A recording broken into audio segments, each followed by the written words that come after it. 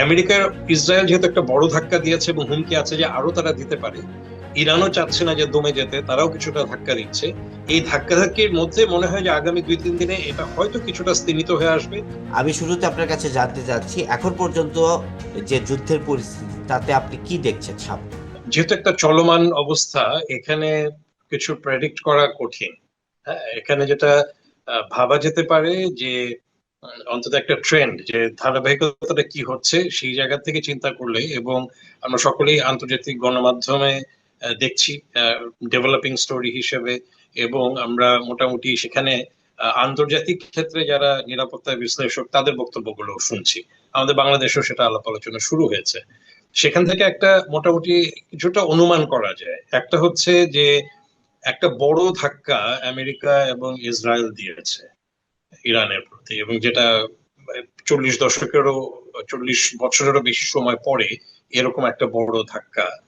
কিন্তু ইরান অবশ্যই চেষ্টা করবে যে তার আম, জনগণের মধ্যে তার প্রতি আস্থা রাখা, বিশেষ করে এখন সেখানে যে ইসলামী প্রজাতন্ত্রের যে শাসক গোষ্ঠী রয়েছেন তাদের সর্বোচ্চ নেতা সেখানে না থাকলেও, এবং যেটা আমরা শুনতে পেয়েছি যে সেখানে তাদের সাংবিধানিক ভাবে একটা প্রক্রিয়া আছে যে সর্বময় ক্ষমতায় যিনি আছেন তিনি না থাকলে কিভাবে নতুন নেতৃত্ব নির্বাচিত হবে, এবং এটার অন্তর্বর্তীকালীন সময়টা কি হবে।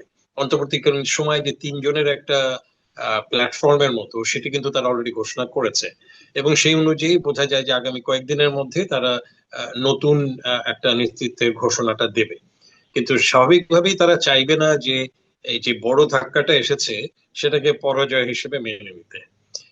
সেই অনুযায়ী তারা চেষ্টা করছে রিটালিয়েট করতে প্রতিপক্ষের সাথে। ইরানের একার সমযুদ্ধ তো হবে না, হচ্ছে বড় ধরনের ধাক্কাগুলো দেওয়ার পরে একটা স্তীমিত সময় আসতে পারে, যখন অন্যান্য যে রাষ্ট্রগুলো আছে, বিশেষ করে মধ্যপ্রাচ্যের অন্যান্য দেশগুলো আছে, যারা বিভিন্ন সময় এই আন্তর্জাতিক বিভিন্ন সংকটে সমঝোতার ব্যাপারে ভূমিকা রাখে, যেমন কাতার আছে, ওমান আছে, এবং ওমানেও তো আক্রমণ হয়েছে ইরানের দিক থেকে। কিন্তু তারা কিন্তু পাল্টা আক্রমণের কথা বলছে না, এবং তাদের নেতৃ পর্যায়ে বা তাদের পররাষ্ট্র মন্ত্রণালয়ের ঘোষণা থেকে বলা হচ্ছে, বিশেষ করে দোহা থেকে, যে এখানে দ্রুত আলোচনায় বসা এবং একটা সিজ ফায়ারে যদি যাওয়া যায়।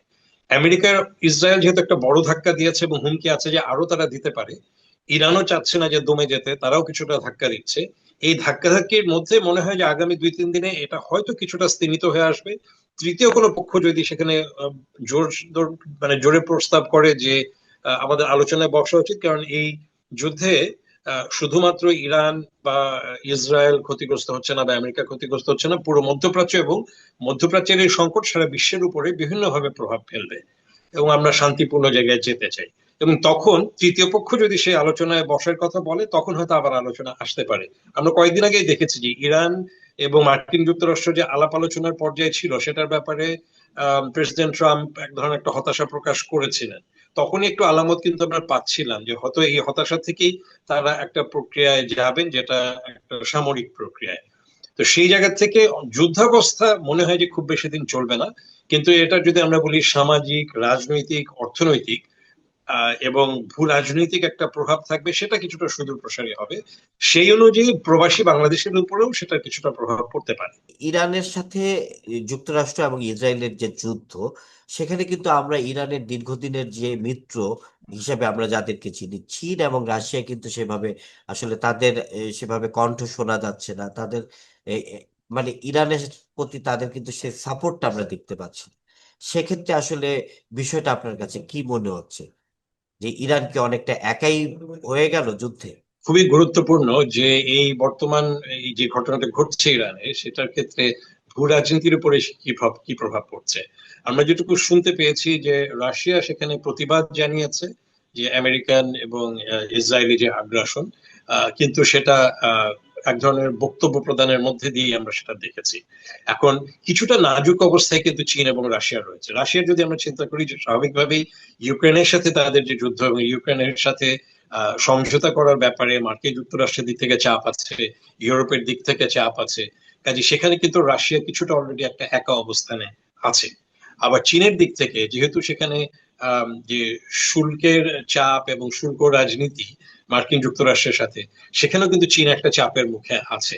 এবং এই কথা ভাবা অবান্তর নয় যে এখন যদি চীন বিশেষ করে যদি কোনো রকম ভাবে বড় ধরনের প্রতিবাদ করে অথবা সামরিক শক্তি প্রদর্শনের ব্যাপারে আম, সমর্থন দেওয়ার চেষ্টা করে ইরানকে, তাদের উপর হয়তো অন্তত শুল্ক চাপটা আরো বেশি পড়বে। আর বিশেষ করে যেহেতু হরমুজ প্রণালীর উপর একটা চাপ পড়ছে, সেখানে চীন কিন্তু বাণিজ্যিক জায়গা থেকে তাদের ট্রেডের জায়গা থেকে এক ধরনের নাজুক অবস্থানে আছে। কাজেই আমরা যদি ধরি যে ভূ রাজনীতির বর্তমান যে সময়টা, সেটা কিছুটা মার্কিন যুক্তরাষ্ট্র এবং ইসরায়েলের অনুকূলে আছে। কাজে সেখানে চীন এবং রাশিয়া চাইলেও খুব বেশি সমর্থন দিতে পারবে না। আমরা যদি আজকের দিনের এই একদিনের ঘটনা চিন্তা করি, গত 24 ঘন্টার মধ্যে এর মধ্যে কিন্তু জাতিসংঘের নিরাপত্তা পরিষদে এই ব্যাপারে জরুরি বৈঠক হয়েছে এই আক্রমণ এবং যুদ্ধাবস্থার ক্ষেত্রে, কিন্তু সেখানে কোনো রেজলিউশন কিন্তু আসেনি। এবং সেখানে কিন্তু এই বড় বড় রাষ্ট্রগুলো, পরাশক্তিগুলো সেখানে রয়েছে। যদি কোনো রেজলিউশনের জায়গা আসে তখন হয়তো রাশিয়া এবং চীন জাতিসংঘের নিরাপত্তা পরিষদে সেখানে ভেটো দিতে পারে বা একটা প্রতিবাদ জানাতে পারে। কিন্তু খুব শক্ত প্রতিবাদ জানানোর অবস্থায় রাশিয়া এবং চীন নেই। এটা একটা খুব কৌশলী একটা সময় বলা যেতে পারে ট্রাম্প সরকারের জন্য, যে চীন এবং রাশিয়া ইরানের সমর্থন দিতে চাইলেও এই মুহূর্তে খুব বেশি পারছে না। আমরা যদি তাদের অন্যান্য অ্যালাইজদের কথাও চিন্তা করি, আমরা যদি তাদের অন্যান্য প্রতিবেশী ধরেন পাকিস্তান বা আফগানিস্তান, তারাও কিন্তু খুব অনুকূল অবস্থায় নেই। পাকিস্তানের সাথে একটা বিরোধী অবস্থান ইরানের রয়েছে, কিন্তু বিভিন্ন সশস্ত্র গোষ্ঠীগুলো তো রয়েছে যারা এখানে সমর্থন জানাতে পারে। এখন পাকিস্তান এবং আফগানিস্তানের একটা যুদ্ধাবস্থা চলছে, কাজে সেখানেও তারা কিন্তু ইরানের দিকে মনোযোগ দেওয়ার মতো অবস্থায়, বিশেষ করে সামরিকভাবে মনোযোগ দেওয়ার মতো অবস্থায় কিন্তু তারাও নেই। মধ্যপ্রাচ্যের দেশগুলোকেও কিন্তু আমরা ইরানের পক্ষে কথা বলতে দেখছি না, সেক্ষেত্রে কি ইরান একাই এই যুদ্ধে? এরকম একটা বড় ধরনের শক্তি আমেরিকা এবং ইসরায়েল যখন একসাথে প্রভাব বিস্তার করছে সামরিকভাবে, সেটাকে তাৎক্ষণিকভাবে মোকাবেলা করার মতো অবস্থায় কিন্তু মধ্যপ্রাচ্যের দেশগুলো নেই। এবং তাদেরও তখন চিন্তা করতে হবে যে তাদের এলাই কারা আছে, তাদের সমর্থনে কারা আছে, এবং বিশেষ করে তারা যদি ইরানকে সমর্থন করতে চায়। এবং একই ব্যাপার যে সেখানে আহ শুল্কের চাপ থেকে শুরু করে অন্যান্য কোন রকম অবস্থান যদি মার্কিন যুক্তরাষ্ট্র নিতে চায়, সেটাকেও তাদেরকে মাথায় রাখতে হচ্ছে। কাজে আমরা যেটুকু বলতে পারি যে এক ধরনের সচেতন ভাবে তারা অবজার্ভ করছেন মনে হচ্ছে।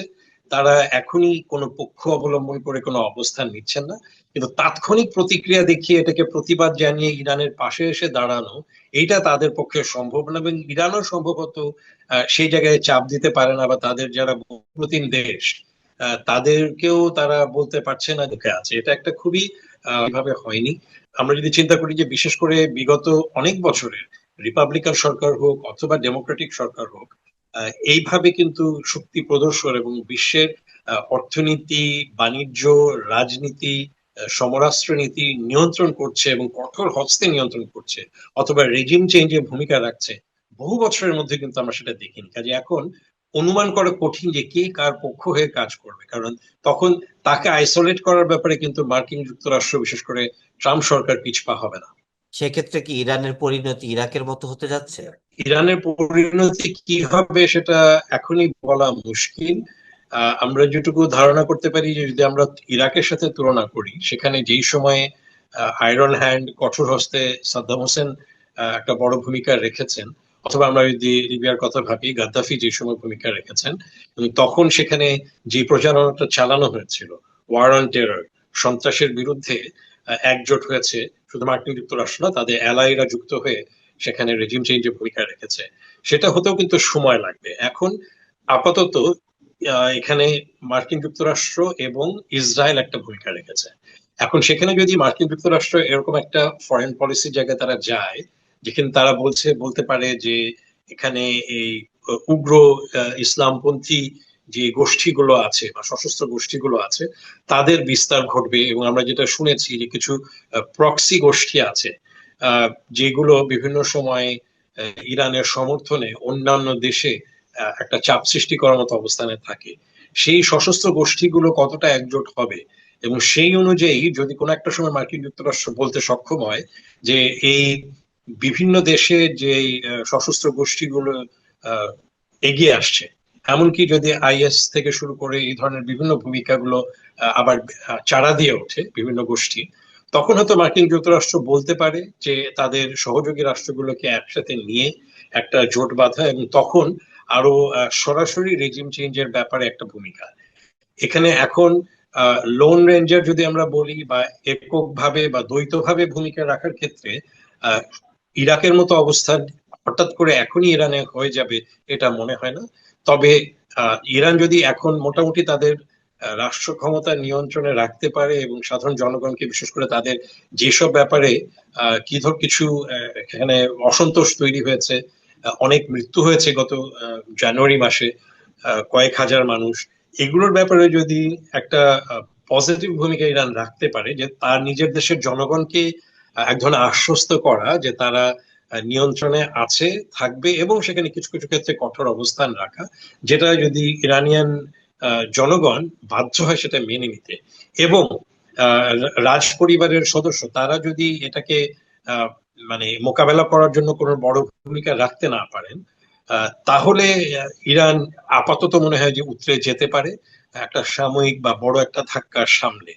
কিন্তু সেটা সময় বলবে যে তারা কতটা কতটা তাদের জনগণকে খুশি রাখতে পারছেন অথবা জনগণকে শান্ত রাখতে পারছেন, এবং অন্য কোনো শক্তি, সেটা রাজতন্ত্র হোক, সেটা গণতান্ত্রিক কোনো ফোর্স হোক, তারা এখানে আহ কোন রকম পরিবর্তনের ব্যাপারে বড় ভূমিকা রাখতে পারছে না। এইটা যদি ইরান মোকাবেলা করতে সম্ভব হয় দেশের ভেতরে এবং দেশের বাইরে তাদের কূটনীতির মাধ্যমে, এবং তাদের যেসব সহযোগী রাষ্ট্র আছে, যেসব গোষ্ঠীগুলো আছে, তাদের মাধ্যমে যদি বিভিন্ন দেশে বিশেষ করে মধ্যপ্রাচ্যের দেশগুলোতে নিয়ন্ত্রণে রাখতে পারে, তবে হয়তো এখানে ইরাকের মতো অবস্থায় ইরানে না হওয়ার সম্ভাবনা বেশি থাকবে, এবং সেই উদাহরণ যদি ইরানের কাছে আছে, তারা কিন্তু সেই দিকে যাওয়ার চেষ্টা করবে। আমরা দেখছি যে হরমুজ প্রণালী বন্ধ, তো সেক্ষেত্রে বৈশ্বিক জ্বালানি তেলের বাজার কতটা অস্থির হতে পারে এবং এটার প্রভাব আসলে কি পড়বে সারা বিশ্বে এবং ইভেন বাংলাদেশে? যে সমুদ্র প্রণালীর কথা বলছেন সেটা আমরা অলরেডি দেখতে পাচ্ছি যে চীন সেখানে আশঙ্কা প্রকাশ করেছে, কারণ চীনের যে বাজার সেটার একটা বড় অংশ এই প্রণালী দিয়ে যায়, এবং বিশ্বের অনেক বাজার বিশেষ করে মধ্যপ্রাচ্য এবং বিভিন্ন দিকে এশিয়া, ইউরোপ, বিভিন্ন দিকে এই প্রণালীটা গুরুত্বপূর্ণ। কিন্তু এটা সাময়িকভাবে বন্ধ হতে পারে যদি ইরান মনে করে যে, কারণ এটা একটা অংশ ওমান নিয়ন্ত্রণ করে, আরেকটা অংশ ইরান নিয়ন্ত্রণ করছে। তাই ইরান যদি সেই প্রণালীটা বন্ধ করার নিরাপত্তার কথা বলে চেষ্টা করে বন্ধ করতে, তবে সেটার একটা প্রভাব আন্তর্জাতিক বাজারে, বাণিজ্যিক জায়গায় কিছুটা পড়বে। কিন্তু এটা একেবারে এটা উড়িয়ে দেওয়া যাবে না যে সে ঘটনা ঘটতে পারে, বিশেষ করে ইরান সরাসরি যদি যুদ্ধের জায়গাটায় আহ, পুরোপুরি সফলকাম না হতে পারে, এবং যেটা সম্ভাবনা বেশি, তাহলে সে বিভিন্ন ভাবে তার শক্তি প্রদর্শনের চেষ্টা করবে, এবং এটা সে বলতেই পারে যে এখানে নিরাপত্তার খাতিরে আমরা সেটাকে আপাতত বন্ধ করছি। সেই ক্ষেত্রে ওভারঅল এখানে তেলের বাজার বলি, অন্যান্য যে বাণিজ্যিক যে শিপ গুলো সেখান দিয়ে যাতায়াত করে, সেখানে একটা ওভারঅল বাজারের উপর সে প্রভাব পড়বে। সেই ক্ষেত্রে এই বাজারের সাথে যাদের সরাসরি ক্ষতিগ্রস্ত হতে পারেন, তারা অলরেডি ভাবা শুরু করেছেন, তাদের প্ল্যান এ, বি, সি, বিভিন্ন রকম প্ল্যান চিন্তা করতে হবে যে এই প্রণালী ছাড়া আর কোন ভাবে তারা অন্তত সাময়িকভাবে এই ধাক্কাটা সামাল দিতে পারে। তবে এইটা ধাক্কাটা আসবে মনে হয়, এবং সেটুকু মনে করেই প্রস্তুতিটা রাখতে হবে। যে বাংলাদেশের একটা বিশাল শ্রম বাজার রয়েছে মধ্যপ্রাচ্যে, তো মধ্যপ্রাচ্য পরিস্থিতি যদি এইভাবে আসলে অস্থির এবং সেখানে যদি একটা যুদ্ধ পরিস্থিতি চলতে থাকে, তাহলে সেটি আসলে বাংলাদেশের এই শ্রম বাজারের উপর সেটির প্রভাব কিরকম? দেখুন, বিভিন্ন সময়ে অনেক বড় বা মাঝারি পর্যায়ের যুদ্ধাবস্থা হয়েছে মধ্যপ্রাচ্যের দেশে, এবং সেখানে বাংলাদেশিরা বিভিন্নভাবে ক্ষতিগ্রস্ত হয়েছে। কখনো আহ এমনই বিপদ তাদের যে তাদের দেশে ফেরত চলে আসতে হয়েছে, কারণ সেই দেশে তারা থাকতে পারছে না, বিগত কয়েক বছরের মধ্যেও হয়েছে। তো সেইটার একটা প্রক্রিয়া কিন্তু বাংলাদেশিরা কিছুটা অভ্যস্ত, যে এরকম একটা ঘটনা ঘটলে কি করতে হয়, অন্তত সাময়িকভাবে নিরাপত্তা বা নিরাপদ থাকা, তারপরে যদি সেখানে অস্থিতিশীল অবস্থা থাকে, তাহলে দেশে ফেরত আসা। কিন্তু তারা একেবারে পার্মানেন্টলি চলে আসেন না, আবার অবস্থার উন্নতি হলে সেখানে তারা যাওয়ার চেষ্টা করেন। এ ব্যাপারে আমাদের দূতাবাস, আন্তর্জাতিক সংস্থাগুলো যারা ফেরত আসতে চায় তাদেরকে ফেরত আনার ব্যবস্থা করেন, সেরকম একটা হয়। তো এখানে যেটা হচ্ছে যে এখানে একটা বড় ধরনের ঘটনা ঘটেছে ইরানে, এবং ইরানের আক্রমণে মধ্যপ্রাচ্যের বেশ কয়েকটি দেশে প্রভাবটা বিস্তার করছে। কিন্তু সেখানে সরাসরি যুদ্ধাবস্থা কিন্তু আবার তৈরি হচ্ছে না। আমরা যদি বলি যে ইরানের সাথে ইসরায়েল এবং আমেরিকার যুদ্ধ, সেটা বিভিন্ন ভাবে হচ্ছে, এবং যেটুকু ধারণা করা হচ্ছে যে গ্রাউন্ড ফাইট হয়তো হবে না একেবারে, আহ, সৈন্য ভূমিতে নেমে ইরানে যুদ্ধ করার জন্য প্রবেশ করবে, সেরকম আলামত এখন পর্যন্ত পাওয়া যায়নি, তবে সেটা সম্ভাবনা থাকতে পারে। সেটা হলে এই যুদ্ধাবস্থাটা দীর্ঘায়িত হবে। কিন্তু যদি শুধুমাত্র এয়ার অ্যাটাক এবং বিভিন্নভাবে যে ধরনের স্বয়ংক্রিয় মারণাস্ত্রগুলো আছে সেগুলো ব্যবহার করা হয়, ড্রোন ব্যবহার করা হয়, তাহলে এটার প্রভাবগুলো সরাসরি যুদ্ধাবস্থা অন্যান্য দেশগুলো হবে না। সেটার ক্ষেত্রে যেটা বাংলাদেশিদের উপর প্রভাব পড়বে, একটা হচ্ছে যে কিছুটা নিরাপদ থাকার তো একটা ব্যাপার রয়েছে, যে যেখানে আছেন, যেমন ধরা যাক যে দেশগুলো এখন ডাইরেক্টলি এফেক্টেড হচ্ছে, ওমান, কাতার, তারপরে দুবাইতে, এসব জায়গায় যেসব বাংলাদেশিরা আছেন তারা শ্রমজীবী বা যারা স্থায়ীভাবে সেখানে বসবাস করেন, তাদেরকে তো সেখানে অলরেডি আমাদের দূতাবাস থেকে নির্দেশনা দেওয়া হচ্ছে, এবং তারা সেখানেও নিশ্চয়ই নির্দেশনা পাচ্ছেন যে সাময়িকভাবে নিরাপদ আশ্রয়ে থাকা, এবং প্রয়োজন হলে যেখানে আক্রমণ হতে পারে, বিশেষ করে আমেরিকান ঘাঁটির কাছাকাছি যদি কেউ থাকেন বা কাজ করেন, তাদেরকে অবশ্যই শেল্টারে থাকার একটা ব্যবস্থা করতে হবে। কিন্তু এটার যেহেতু দীর্ঘায়িত হওয়ার সম্ভাবনা কম মনে হচ্ছে, সেইভাবে তাদের জীবনের নিরাপত্তার ঝুঁকি তৈরি হবে না, তাদের দেশে ফেরত চলে আসতে হবে এই দেশগুলোতে। আবার আমাদের বেশিরভাগ শ্রমজীবী মানুষ যেখানে থাকেন বা কাজ করেন, সৌদি আরব এবং আরব আমিরাত, সেখানে কিন্তু সরাসরি এই প্রভাবটা সরাসরি পড়ছে না। তো সেই ক্ষেত্রে অনেক বাংলাদেশী সেখান থেকে মুক্ত থাকবেন। তবে যেটা হতে পারে তাদের, যে এটার একটা সুদূর প্রসারী প্রভাব পড়তে পারে যদি সেখানে যেমন ধরা যাক যদি অর্থনৈতিক মন্দা তৈরি হয়, সেখানে যদি তেলের দাম বেড়ে যায় এসব দেশগুলোতে, তখন এটার অবশ্যই রেমিটেন্সের ক্ষেত্রে বা তাদের আয়ের পথগুলোতে কিছুটা চাপ সৃষ্টি করবে। তো আপাতত জীবনের ঝুঁকি হয়তো কিছুটা কমে আসবে কয়েকদিনের মধ্যে, কিন্তু এটা সুদূর প্রসারী প্রভাব তাদের উপরে পড়তে পারে। জি, আপনাকে অসংখ্য ধন্যবাদ আমাদেরকে সময় দেওয়ার জন্য। জি, জি, ধন্যবাদ আপনাকেও, আপনাদের শ্রোতাদেরকেও ধন্যবাদ।